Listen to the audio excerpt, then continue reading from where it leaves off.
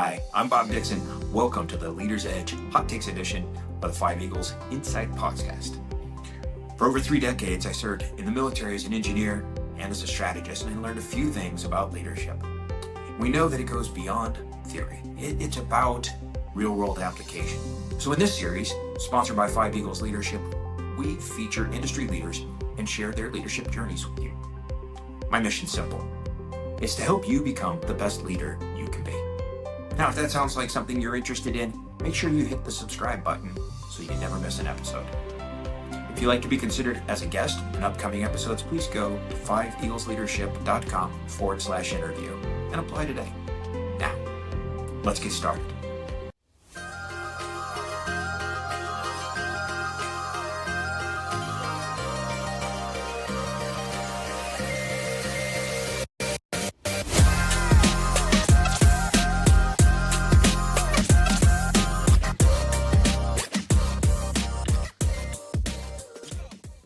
Well, hello, everyone. This is Bree Sprague standing in for Bob Dixon of Five Eagles Leadership. And I'm really excited because we have Shaka Weber here tonight. We're going to speak about his business, get to know him a little bit better, and we're going to just flow through these questions so that you can go ahead and tell us a little bit more. So let's jump right in. So Shaka, can you give a quick 90-second overview of your business and what you do and why?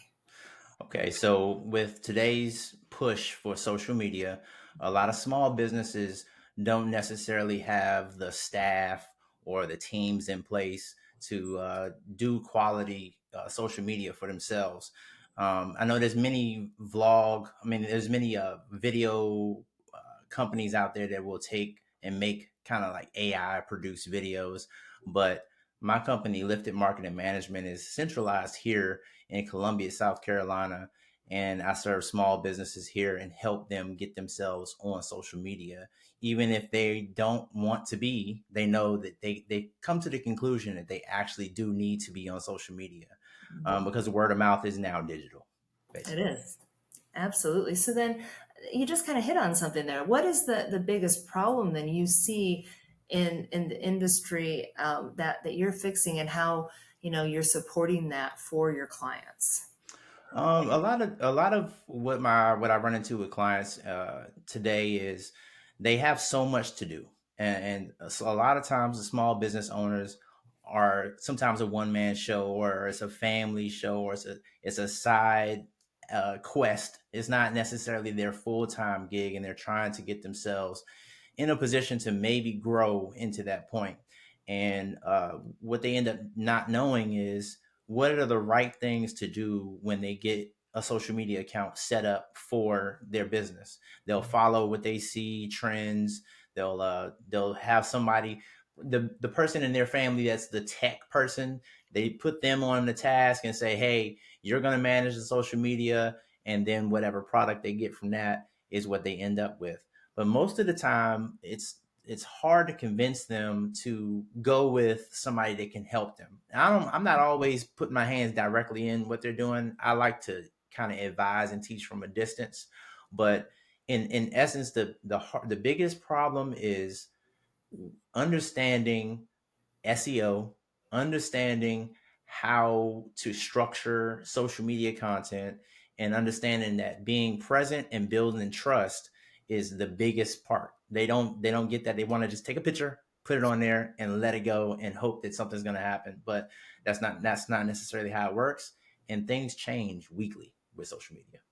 They sure do. They sure do. I mean, that's why we need experts like you who are able to get in there. I mean, we hire experts for all sorts of things. Social media is really important, in my opinion. And so here's the thing. So, who, like, exact client, you already told me who they are. What are the major outcomes they can expect when they hire you, when they're working with you? So major a change is I try to isolate the pain and what it is.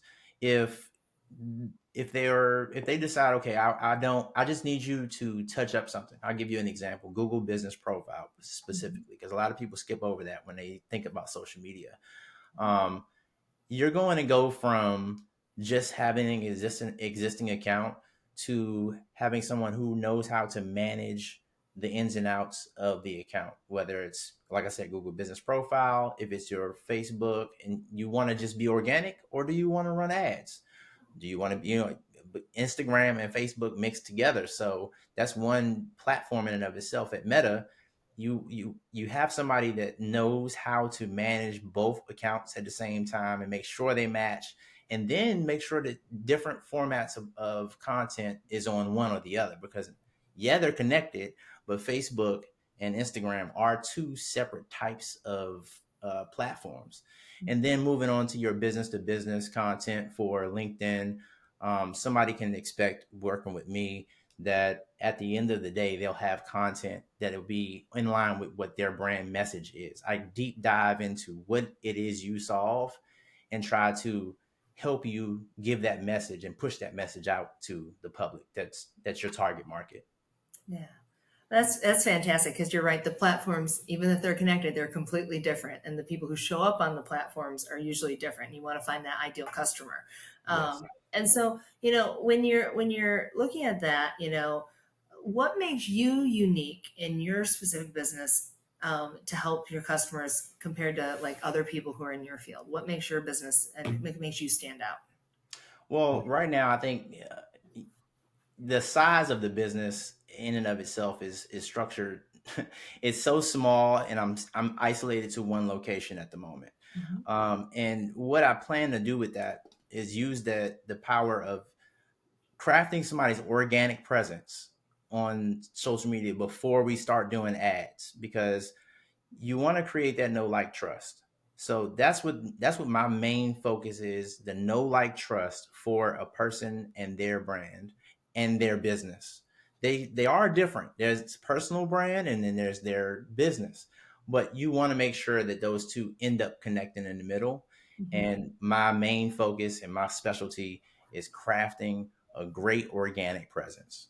I love, and if you could maybe expand just a little bit, because maybe people don't understand what a personal brand is and how that relates to their business and how they get married together, because it's important that they speak to each other. Can you expand on that?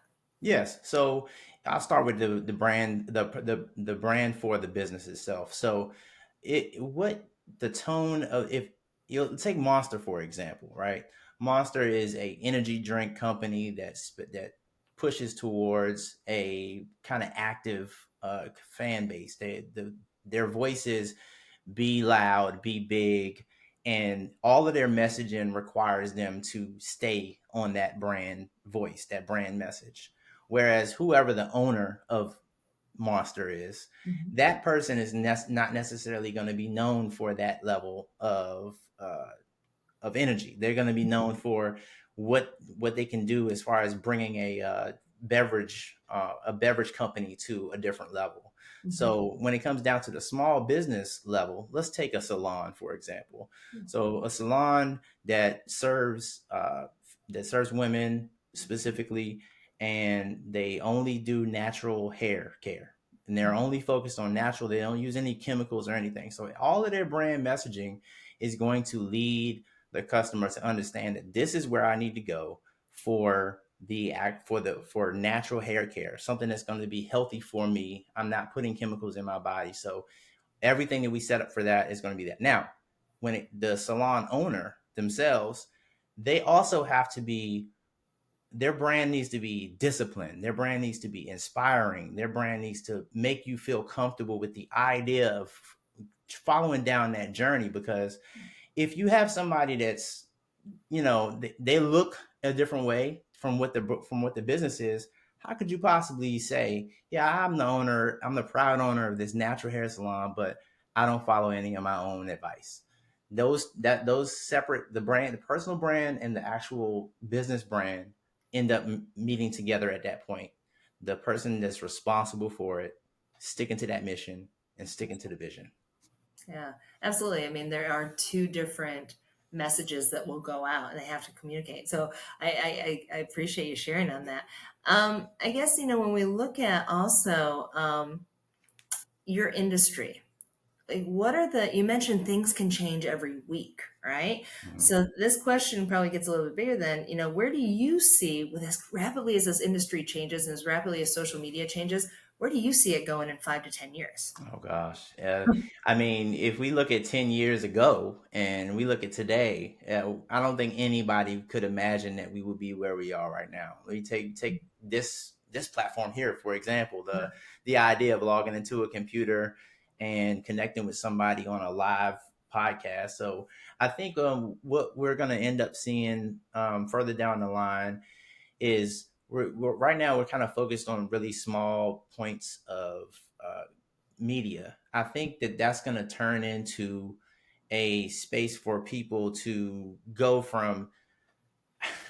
I would hope that in the end, these opportunities to monetize your social media will allow smaller people to make media companies and start producing their own videos and movies, and will be dependent on social media in that space for entertainment largely. Um, I don't necessarily want to say anything as far as like uh, how the existing platforms will grow, whether they will exist still or not. Mhm. But I will tell you, I am looking forward to the metaverse. I'm looking forward to the virtual world of communicating and being in a virtual room with someone, because I'm only I can only imagine what that's going to be like. It's going to be great as long as everybody uses the tool for communication and exploring certain things. I think that would be great. I do too. I mean, I think I still have a MySpace account out there somewhere that I don't know even know how to log into anymore. But Yeah. it's amazing how quickly things are evolving and everything else. Right. And it's great that we have people like you who have the guidance to walk people through it. I guess another question I would have, what is the biggest failure or challenge that you've faced to this point in your life, and how has it shaped you in the way you do business? Okay. So that's a great question because I haven't mentioned yet. Currently, when I created Lifted Marketing Management, it was to bridge the gap between my military career Mhm. and my civilian, my entrepreneurship journey. So I started it in order to do that. So I think right now the challenge of crossing that bridge is really hard because day to day I'm stuck with management of how I scale or how do I stay. I'm trying to predict something that I can't get after fully. If I Mhm. wanted to take on 10 clients tomorrow, for some people that's okay. For some people that's easy, but I have several months left in my active duty Army career right now. So I'm Mhm. still working my way out of the military while also running a business. So I think that that is one of the biggest challenges I've faced in my entire life is staying motivated and believing that it's gonna reach a different level. Yeah. Well, thank you for your service, first and Thank you. foremost. Appreciate what you do for our country. And yeah, it's definitely a challenge, but I'm confident that's something that you'll be able to work through. Uh, what is the next area of growth for you or your business then? As you're in that transition, I guess, what's the next area of growth?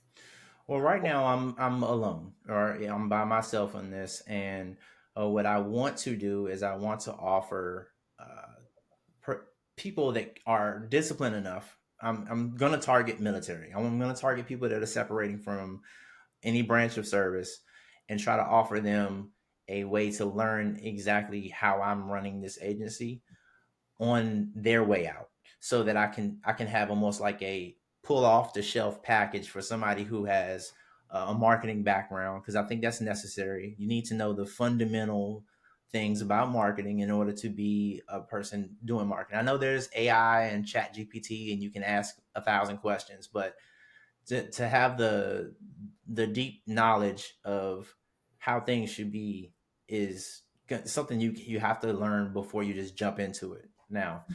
So I hope to have something I can also offer a person who wants to do what I'm doing, because a lot of times you'll hear when you go to separate from the military. Me personally, when I joined the Army I was 19 years old, so my entire adult life I've been in the Army. So going from having somebody tell me what to do and then me telling what other people what to do, and we already know exactly what's going to happen every day, and nothing is really going to be vastly different. Failure is possible, but financially it won't hurt so much. You Yeah. find yourself in the military, if you fail to do something, then it's punishment in whichever way is necessary. But when it comes to failing an entrepreneur venture, you might find yourself in a bad way. So I think that's yeah, that's kind of what I think about that. Very cool. Well, I think also though, in so many ways, your service and training in the military has given you an education and a perspective about business that many people don't have. Right. And so definitely a challenge, but it's definitely something to work through. Excuse me. Go ahead. That's something else I've been very interested in is if there was a possible way, and I'm gonna work on this myself personally. I know there's probably some books or some things out there in the world, but I really wish that there was a push for people to constantly translate the things that they're doing during their time in the service that actually equal what you would be doing in the civilian world. I'll just give a easy example to look at. A commanding officer of a battalion could be something like a CEO equivalent. Your S4 is, your supply and finance. Your supply officer is going to be the person that you depend on for logistics or so, right? So if you knew that you needed to translate this stuff the entire time you were in the military, you'd probably be better off on your way out. So I'm gonna take on the task and try to figure out a way to promote that continued recognition of what it is you're doing and translating that to civilian, terms. Yeah, absolutely. Um, and so I guess to shift out of that though, um, and that's a great way for me to think about it from a person who doesn't have a military background. But think about something a little more tender. Start with that lunch question. Who would be the one person you could have lunch with? Could be alive, could be dead. Who would it be and why? Oh gosh. Right now, I'm going to pick somebody that's alive. Okay. YouTube, social media again allows us to reach people that we don't get to meet in person. But if I had an option to meet somebody in person, I'm not sure if you are familiar with Myron Golden. He does a podcast. He does a lot of YouTube videos about basically managing yourself, managing your business. Some spiritual, some Christianity things are in there as well, but most of all, it's giving you the tools in your brain to empower you to move to another level versus just thinking like, oh, everything is against me. Well, most of the time it's the way you think, it's your Hmm. perception, it's the way you look at it. Absolutely. Absolutely. So do you think you'd already have a list of questions that you would ask him before you go, or just have the Oh, conversation be organic or both? I would, if I knew I was going to have lunch, I think I would probably minimize what I would ask. I would more so tell him what my plans and what my aspirations are, and allow him to give me that knowledge. Allow him to pour in what he would see for me, and give me some probably a dose of reality on some things too, because when you get stuck into what you think is going to be good, oh, this is really going to work. If you don't take the time to let somebody check you on that, you might find yourself in a very painful place. So I think if I got that lunch time with Myron Golden, I would absolutely tell him what my plans were and have him advise me on how to get there. Absolutely. That's so well said. Um, let's see. Last questions I have for you. I have a couple things. What's the best way for people to contact you? All of any points of contact for me can be found on my website, www.getlifted. I took the I out of lifted, so I'm gonna spell it out: GETLFTED.com. So it's www.getlifted.com. Um, that website name kind of got inspired by somebody else I listened to and I follow on some podcasts, and they basically say, I'm sorry, but the name is leaving me right now. But he's a management consulting a management consultant, and he was telling uh, people how to go about being a consultant. So Get Lifted, it kind of came from me listening to him and being inspired. That is great. That is great. And so that's good to know there. Have people follow you. I know I already pulled up your website. I'm going to dig in a little bit deeper. And so, really want to thank you and honor you for your time today. Hey, thanks for tuning in to the Leader's Edge Hot Take Series. I hope you found today's insight meaningful, valuable, and that you're ready to put them into action. Now, if you enjoyed the episode and want to keep improving your leaderships, be sure to subscribe so you don't miss out on any future episodes. I post new content every week, packed with strategies, tips, and real-life examples to help you lead with impact. Now remember, great leadership isn't just about guiding others, it's about continuously growing yourself. If you'd like to be considered as a guest for upcoming episodes, please go to 5eaglesleadership.com/interview to apply today. Keep pushing, keep learning, and I'll see you in the next episode. Be awesome.